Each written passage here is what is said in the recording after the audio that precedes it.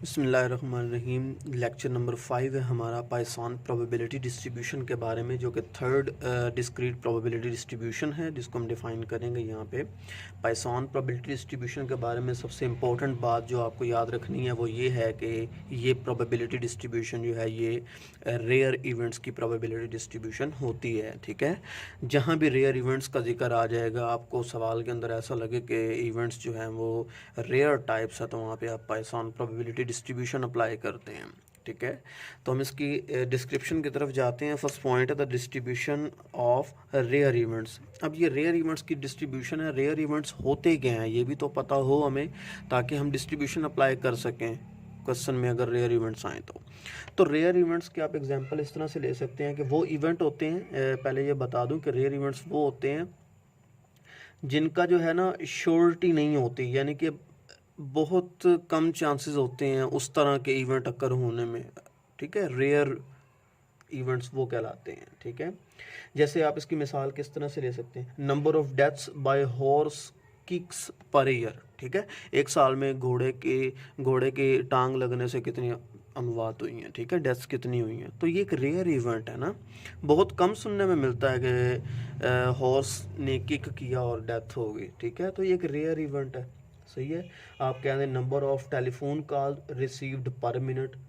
ठीक है, तो एक मिनट में कितनी कॉल्स, ये एक रेयर इवेंट को डिफाइन कर रहा है। ठीक है, आप कह दें कि number of taxi cabs arrival at a point per day. ठीक है, इंटरसेक्शन पॉइंट कह दें या पॉइंट कह दें, किसी जगह पे टैक्सी कैब्स के पहुंचने, एक मिनट में कितनी टैक्सी कैब्स पहुंची हैं। तो इस तरह के जो इवेंट्स होते हैं वो रेयर इवेंट्स कहलाते हैं हमारे पास। ठीक है जी, तो वहाँ पे हम पाइथन डिस्ट्रीब्यूशन लगाते हैं। नेक्स्ट पॉइंट है इसका law of small numbers N is small. इसको हम लॉ ऑफ स्मॉल नंबर भी कहते हैं, probability distribution of rare events भी कहते हैं। अब स्मॉल नंबर क्या है, मतलब कि n जो है हमारा स्मॉल हो जाए। ये हम आगे डिफाइन करेंगे कि कितना स्मॉल हो जाए। The Poisson distribution is appropriate to apply when the number of possible occurrences मतलब जो आपके इवेंट अकर हो रहे हैं is very large। n आपका जब बहुत ज़्यादा लार्ज हो जाता है, ऊपर तो मैंने बताया है कि लॉ ऑफ स्मॉल नंबर, लेकिन यहाँ पे वो बता रहा है कि जब नंबर ऑफ पॉसिबल अक्रेंसेस आपकी लार्ज हो जाती हैं और number of actual occurrences small हो जाती हैं in a fix period of time, तो तब आप पाइथन डिस्ट्रीब्यूशन लगाते हैं। ठीक है, एन यहाँ पे एक्चुअली स्मॉल ही है, एक्चुअल अक्रेंसेस वेरी स्मॉल होनी चाहिए। ठीक है, जो आपको डिफाइन की जाती हैं। तो आप ये याद रखेंगे कि जब आपके पास एन स्मॉल होता है तो आप पाइथन डिस्ट्रीब्यूशन लगाते हैं। आगे इसकी लिमिटेशन है, जो कि बहुत इंपॉर्टेंट बात है, जो फर्स्ट लेक्चर में बाइनोमियल के फर्स्ट लेक्चर में मैंने आपको बताया था कि हम ये भी देखेंगे कि डिस्ट्रीब्यूशंस किस पॉइंट पे जाके जो हैं वो दूसरी डिस्ट्रीब्यूशन में चेंज हो जाती हैं, अप्रॉक्सीमेशन की तरफ चली जाती हैं। तो यहाँ पे देखें लिखा हुआ व्हेन प्रोबेबिलिटी ऑफ सक्सेस यानी P बिकम्स वेरी स्मॉल, जब आपकी प्रोबेबिलिटी P वेरी स्मॉल हो जाती है। प्रोबेबिलिटी ऑफ सक्सेस बाइनोमियल में थी ना, P प्रोबेबिलिटी ऑफ सक्सेस थी, तो जब वो प्रोबेबिलिटी बहुत ज़्यादा स्मॉल हो जाती है और n आपका लार्ज हो जाता है, नंबर ऑफ ट्रायल्स लार्ज हो जाते हैं, तो तब आप पाइथन की तरफ से हट के आप बाइनोमियल की तरफ मूव कर जाते हैं। पाइथन से हट के बाइनोमियल की तरफ मूव कर जाते हैं, क्योंकि पाइथन में आपका n स्मॉल होना चाहिए। जब आपका n लार्ज हो जाएगा तो आप बाइनोमियल की तरफ मूव कर जाएंगे। प्रोबेबिलिटी इसमें लार्ज होनी चाहिए, जब प्रोबेबिलिटी आपकी स्मॉल हो जाती है तो आप बाइनोमियल की तरफ मूव कर जाते हैं। अब प्रोबेबिलिटी कितनी स्मॉल हो, probabilities if the probability is less then और इक्वल टू 5%, यानी कि 0.05 हो या इससे लेस हो अगर प्रोबेबिलिटी, तो आप बाइनोमियल की तरफ मूव कर जाते हैं। और n आपका जब 20 या 20 से लार्ज होता है तो तब भी आप बाइनोमियल की तरफ मूव कर जाते हैं। ठीक है जी, देन उसके PDF की तरफ आते हैं। जब आप बात याद रखिएगा कि जब प्रोबेबिलिटी स्मॉल हो डिस्ट्रीब्यूशन की किसी क्वेश्चन की और n उसमें 20 या 20 से लार्ज दिया होता है, तो हम बाइनोमियल का फार्मूला लगाते हैं, पाइथन का नहीं लगाते। पाइथन का कब लगेगा, जब आपका n लेस देन 20 होगा, 20 से छोटा n होगा, 19, 18, 17, 16, 15 इस तरह से चलता जाएगा। ठीक है, तो जब छोटा होगा 20 से n तो आप पाइथन लगाएंगे और प्रोबेबिलिटी आपकी ऑफकोर्स लार्ज ही होगी। और जब आपकी प्रोबेबिलिटी 0.05 से लेस हो जाती है या बराबर होती है और n आपका 20 या 20 से बड़ा होता है तो आप बाइनोमियल की तरफ मूव करते हैं। ये आपने याद रखना है। चूंकि पाइथन डिस्ट्रीब्यूशन एक लिमिटेशन है बाइनोमियल डिस्ट्रीब्यूशन की, जैसे यहाँ पे लिखा है मैंने, Poisson distribution approximated to the binomial distribution. तो बाइनोमियल डिस्ट्रीब्यूशन के पैरामीटर्स क्या हैं? NP होते हैं। उसका मीन NP हमने कहा है, उसका म्यू NP था। तो जो पाइथन का मीन है ना, इसका पैरामीटर होता है, वो मैं नीचे चल के आपको बताता हूँ कि इसका पैरामीटर क्या है और इसका PDF क्या है। जब आपका n जो है वो लार्ज हो जाता है, अप्रोच कर जाता है इन्फिनिटी को, और प्रोबेबिलिटी ऑफ सक्सेस P जो है वो 0 को अप्रोच कर जाती है, इसका मतलब है कि म्यू आपका किसके बराबर है? NP। क्योंकि जब n लार्ज होता है और प्रोबेबिलिटी स्मॉल होती है, ऊपर हमने पढ़ा है कि वो बाइनोमियल डिस्ट्रीब्यूशन को अप्रोच कर जाता है। तो बाइनोमियल का mean mu is equal to NP के बराबर नहीं होता, NP ही मीन होता है उसका, तो mu is equal to NP होगा। इसका मतलब ये है कि यहाँ पे अगर हम क्वेश्चन में म्यू निकालने की ज़रूरत पड़े तो वो हम NP से निकालेंगे, क्योंकि ये बाइनोमियल की ही अप्रोक्सीमेशन है पाइथन। तो इसका जो PDF है वो पाइथन का बनेगा। पाइथन एक्चुअली इटसेल्फ एक डिस्ट्रीब्यूशन है, लेकिन ये जो है लिमिटेशन है बाइनोमियल डिस्ट्रीब्यूशन की, बाइनोमियल से निकली है। तो लिमिटेशन ऑफ बाइनोमियल डिस्ट्रीब्यूशन आप कह लें, या आप PDF ऑफ पाइथन डिस्ट्रीब्यूशन वो ये होता है e power minus mu, mu power x over x factorial, और इसकी रेंज 0 से लेके इन्फिनिटी तक होती है। इसका एक ही पैरामीटर होता है जो कि म्यू होता है, म्यू। समटाइम्स यहाँ पे म्यू की जगह लैम्डा लगाया जाता है, और लैम्डा का मतलब भी यही होता है कि वो आपका मीन ही है, ठीक है, और वो भी लैम्डा NP से ही निकलेगा। बस ये है कि अगर म्यू है पैरामीटर तो mu is equal to NP होगा, अगर यहाँ पे लैम्डा है तो lambda is equal to, lambda और म्यू का मतलब एक ही है, लेकिन मैंने यहाँ पे म्यू यूज़ किया है क्योंकि इससे ज़रा समझना इजी हो जाता है। तो e power minus mu, mu power x over x factorial, range इसकी 0 से इन्फिनिटी होती है। यहाँ पे e की वैल्यू मैंने नोटिफाई कर दी है, म्यू जो है वो इसका पैरामीटर है, और हमेशा पैरामीटर आपका ग्रेटर दैन 0 ही आता है, क्योंकि पैरामीटर 0 हो जाए तो फिर आप एस्टिमेट क्या करेंगे। अब म्यू है क्या? Mu is the mean rate of occurrence of trials. Trials के अक्कर होने का मीन रेट क्या है, कि ऑन द एवरेज ट्रायल्स जो हैं वो कितने अक्कर होते हैं। तो ये जो है उसका म्यू की डेफिनेशन है, म्यू क्या है, ठीक है जी। उसके बाद हम आते हैं प्रॉपर्टीज़ पाइथन डिस्ट्रीब्यूशन की। इसका मीन जो है वो म्यू होता है और उसका वेरिएंस भी म्यू होता है। पाइथन वो वाहिद प्रोबेबिलिटी डिस्ट्रीब्यूशन डिस्क्रीट्स में से है जिसका मीन और वेरिएंस बराबर होता है, mu is equal to mu, ठीक है। Mean and variance of the Poisson distribution are equal.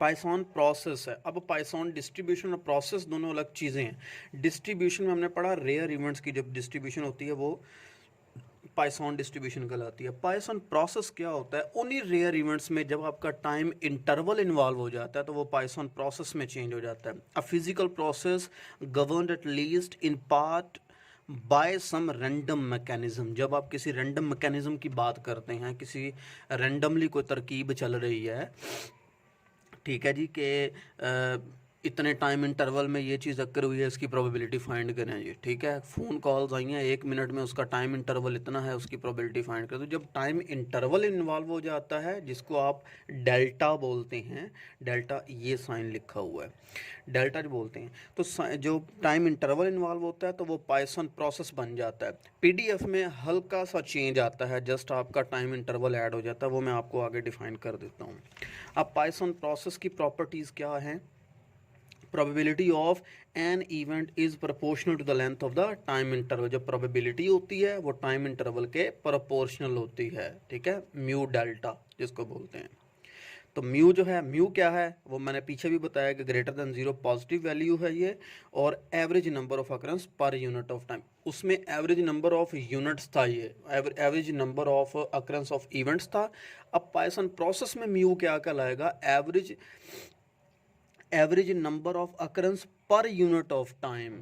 तो इसमें यूनिट ऑफ टाइम इन्वॉल्व हो गया, तो ये पाइथन प्रोसेस का म्यू होगा। इसको आप म्यू टी बोलेंगे, म्यू के साथ टी इन्वॉल्व हो जाएगा, पर यूनिट ऑफ टाइम, क्योंकि प्रोपोर्शनल है।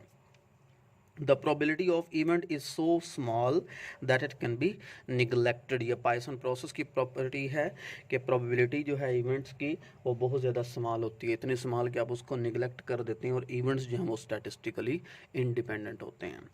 तो ये जो ऊपर सारी प्रॉपर्टीज़ मैंने बताई हैं वो कब जो है वो होल्ड करती हैं, जब आपका एक्सपेरिमेंट, जब आपके इवेंट्स जो हैं जो आप एक्सपेरिमेंट के थ्रू ऑब्टेन कर रहे हैं वो किसी स्पेस की रीजन में गिवन हो। स्पेस की रीजन में मतलब टाइम इंटरवल में, जैसे लिखा है all the above properties holds good for occurring for events occurring randomly in a region of space।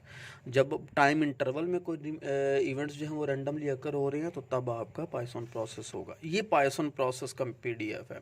अब पाइथन डिस्ट्रीब्यूशन का और पाइथन प्रोसेस के पीडीएफ में इतना ज़्यादा फर्क नहीं है। वो E power minus mu, mu power x over x factorial था। यहाँ पे ई पावर म्यू के साथ जस्ट टी लग गया। जहाँ जहाँ म्यू आया वहाँ पे मैंने टी साथ इन्वॉल्व कर दिया, क्योंकि मैंने बताया है कि इसका जो मीन है वो प्रोपोर्शनल टू द प्रोबेबिलिटी जो है वो proportional to the time interval होती है। तो म्यू टी, म्यू के साथ जब टी लगाएंगे तो ये जो है आपका पाइथन प्रोसेस का पीडीएफ है। पाइथन डिस्ट्रीब्यूशन ही जस्ट उसमें से प्रोसेस उठाया हुआ है कि टाइम इंटरवल आपका इन्वॉल्व हो गया। तो टी यहाँ पे क्या है, टाइम, और टी को आप टाइम भी कह सकते हैं या फिर कह सकते हैं number of units of time, ठीक है। और एक्स क्या है, number of occurrence in T units of time, ठीक है। टी कोई भी यूनिट्स ऑफ टाइम हो सकते हैं ना, 30 मिनट, 20 मिनट, 30 सेकंड, 50 सेकंड, कुछ भी हो सकता है, ये सवालों में पता चलेगा। Number of occurrence in T unit of time. Python distribution में एक्स क्या होगा, number of occurrence of events, और इसमें number of occurrence of event in T unit of time होगा प्रोसेस में, ठीक है। नेक्स्ट म्यू क्या है, mu average number of occurrence पर यूनिट ऑफ टाइम है। वहाँ पे म्यू था एवरेज नंबर ऑफ अकरेंस, ठीक है, एवरेज नंबर ऑफ अकरेंस होती है। लेकिन यहाँ पे म्यू क्या है, एवरेज नंबर ऑफ अकरेंस पर unit of time, time involve हो गया क्योंकि ये पाइथन प्रोसेस है। अब इसके क्वेश्चन की तरफ आते हैं जिससे हमें डिस्टिंग्विश कर सकेंगे। 200 passengers have made reservation for an airplane flight. 200 लोगों ने एक एयरप्लेन फ्लाइट के लिए रिजर्वेशन करवाई। If the probability that a passenger who has reservation will not show up is 0.01। कि वो कह रहा है कि अगर प्रोबेबिलिटी ये हो कि एक बंदे ने रिजर्वेशन तो करवाई लेकिन रिकॉर्ड में उसकी रिजर्वेशन शो ही नहीं हो रही।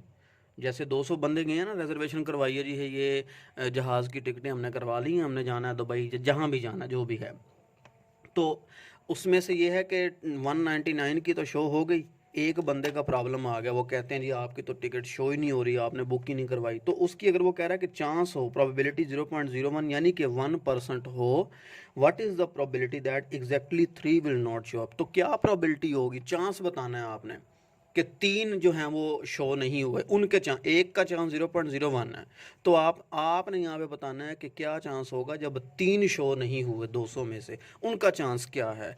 तो n इज़ इक्वल टू हमारे पास 200 है। यहाँ पे सवाल में कहीं भी आपको एवरेज नंबर ऑफ वैल्यूज़ यानी कि म्यू नहीं था गिवन। यहाँ पे 200 पैसेंजर्स हैं, n इज़ इक्वल टू 200 आ गया। प्रोबेबिलिटी आपको गिवन है जो 0.01 है। तो एक्स क्या है, आपने एक्स नंबर ऑफ अकरेंसेस हैं, ठीक है। ये अभी पाइथन यहाँ पे कहीं भी आपको टाइम इंटरवल शो नहीं हुआ कि किस टाइम इंटरवल के अंदर आपने शो करना है कि क्या प्रोबेबिलिटी है। तो ये पाइथन प्रोसेस का क्वेश्चन नहीं है, पाइथन डिस्ट्रीब्यूशन सिंपल जो है उसका क्वेश्चन है। एक्स इज इक्वल टू 3 होगा क्योंकि हमने बताना है exactly 3 will not show up. Exactly 3 का मतलब है एक्स इज इक्वल टू 3 और मोर होता तो x is greater than equal to 3 हो जाता, ठीक है। तो हम यहाँ पे म्यू निकालेंगे। हमें फार्मूला देखें क्या है, E power minus mu, mu power x over x factorial है। हमें यहाँ पे ई भी मालूम है, ई की वैल्यू डिफाइंड है, कांस्टेंट होती है। एक्स भी मालूम है, म्यू नहीं मालूम जो कि इसका पैरामीटर है। तो म्यू कैसे निकलेगा, एन पी से, जो मैंने आपको पहले बताया कि ये बाइनोमियल की ही फॉर्म होती है। तो इस वजह से mu is equal to n p करेंगे। एन और पी को मल्टीप्लाई किया तो हमारा म्यू आ गया 2 के इक्वल, ठीक है जी। अब इसको आप फार्मूला में पुट करेंगे, माइनस ई पावर -2 हो जाएगा। म्यू की जगह 2 लगाएंगे, 3 पावर 3 ओवर 3 फैक्टोरियल। इसको आप जस्टिफाई करेंगे तो आपका आंसर 0.1804 आएगा। सिंप्लीफाई करके आंसर आपकी ये प्रोबेबिलिटी आ जाती है। सो मतलब है कि तकरीबन 18% चांसेस हैं, 18% चांसेस हैं कि तीन जो हैं एग्जैक्टली वो 200 में से शो ना हो। ठीक है जी, नेक्स्ट क्वेश्चन की तरफ आते हैं। If x is a Poisson random variable with parameter mu is equal to 2। अब यहाँ पे म्यू आपको गिवन कर दिया गया, find probabilities for x is equal to 0 1 2 3 और मोर। अब हमें म्यू यहाँ पे गिवन कर दिया गया है, म्यू इज इक्वल टू 2 है। ठीक है, कहीं भी टाइम इंटरवल की बात ही नहीं हुई, तो ये भी पाइथन डिस्ट्रीब्यूशन का ही क्वेश्चन है, पाइथन प्रोसेस का नहीं है। तो हमने x की वैल्यूज़ क्या यूटिलाइज करनी है, सवाल में आपको दिया गया है 0 1 2 3 और मोर। 3 और मोर का मतलब है 3 या 3 से ज़्यादा। तो हमें यहाँ पे म्यू क्या गिवन है, 2 गिवन है, x हमें ये गिवन है 3 और मोर तक 1 0 से। तो हम पहले 0 की प्रोबेबिलिटी फाइंड करेंगे, फिर 1 की, फिर 2 की, फिर 3 और मोर की। तो 0 की पुट करनी है, प्रोबेबिलिटी फाइंड आउट करनी है, तो x की जगह पे जहाँ जहाँ आपका x आ रहा है वहाँ पे आप पहले 0 लगाएंगे। ये फार्मूला आप जहन में रख लें, पाइथन डिस्ट्रीब्यूशन का है। e power -2 e power -2 2 power x की जगह 0 ओवर 0 फैक्टोरियल। 0 फैक्टोरियल जो है वो आपका 1 के बराबर होता है। तो इसको सिंप्लीफाई करेंगे, ये प्रोबेबिलिटी निकल आएगी 0 की। 1 के लिए निकालनी है तो 2 की पावर 1 यानी कि x की जगह पे 1 पुट कर देंगे, बाकी सब कुछ सेम रहेगा। यहाँ 1 फैक्टोरियल भी 1 होता है, इसको आप सिंप्लीफाई करेंगे तो इसका भी आंसर आ जाएगा। ठीक है, उसके बाद जब आप नेक्स्ट चलते हैं probability that x is equal to 2 की तरफ, probability that x is equal to 2 की तरफ, तो तब जो है आंसर आता है आपका e power -2 2 power 2 over 2 factorial हो जाएगा। तो फैक्टोरियल आपको पता है कैसे ओपन करते हैं, कि जिसका फैक्टोरियल है उससे मल्टीप्लाई करके आपने 1 तक लेके जाना है। 2 मल्टीप्लाई बाय 1, 3 होता तो 3 मल्टीप्लाई बाय 2 मल्टीप्लाई बाय 1, 5 होता तो 5 multiply by 4 multiply by 3 multiply by 2 multiply by 1। तो इसको आपने सॉल्व कर लेना है, इसको सिंप्लीफाई करेंगे तो आपका आंसर ये probability x is equal to 2। अब आंसर निकालना है 3 और मोर का। तो 3 और मोर का मतलब है probability that x is equal to 3, x is equal to 4, x is equal to 5। ये तो चलती जा रही है क्योंकि इसकी रेंज तो इन्फिनिटी तक होती है, हमें पता ही नहीं है कहाँ तक जा रही है। तो इसका बेहतरीन हल क्या है कि हम टोटल प्रोबेबिलिटी में से 3 से लेस जितनी भी प्रोबेबिलिटीज़ आ रही हैं, 0 1 और 2 की प्रोबेबिलिटी, उनकी प्रोबेबिलिटीज़ को जमा करके जब हम टोटल में से माइनस कर देंगे तो हमारे पास जो प्रोबेबिलिटी आएगी वो बाकी की बच जाएगी। ठीक है, जैसे सपोज करें यहाँ पे ये बॉक्स है, यहाँ पे आप कह लें कि ये ओपन एंडेड बॉक्स है। ठीक है, यहाँ पे ये आगे चलता जा रहा बॉक्स, ये इसका क्लोज एंड है। ठीक है जी, यहाँ तक बॉक्स की वैल्यू पता है आपको, आपने ये सारी बॉक्स की वैल्यू कहाँ तक जा रही है ये आपने पता करनी है। जबकि आपको इतना पता है कि टोटल जितना भी बॉक्स है ना, जहाँ तक भी जा रहा है उसकी टोटल वैल्यू 1 है। तो आप 1 में से इस एरिया का आंसर माइनस करोगे तो बाकी के एरिया का आंसर बच जाएगा। ठीक है, ये समझाने के लिए मैंने आपको बताया। इसी तरह से 1 में से माइनस करेंगे probability that x is less then 3, 3 से छोटी प्रोबेबिलिटी 0 1 और 2 की प्रोबेबिलिटीज़ को ऐड किया, कलेक्टिवली ये आंसर आया। उसको मैंने टोटल में से माइनस किया तो ग्रेटर देन और इक्वल टू 3 का आंसर आ गया मेरे पास। ठीक है जी, नेक्स्ट क्वेश्चन है इसका last one. Telephone calls are being placed through a certain exchange at random time on the average of 4 per minute। देखें यहाँ पे उसने टाइम इंटरवल की बात कर दी है, टाइम की बात कर दी है। ठीक है, टेलीफोन कॉल जो है वो एक एक्सचेंज के थ्रू टेलीफोन कॉल्स आई हैं एट रैंडम टाइम, किसी भी रैंडम टाइम के वक्त, किसी भी वक्त में आई हैं।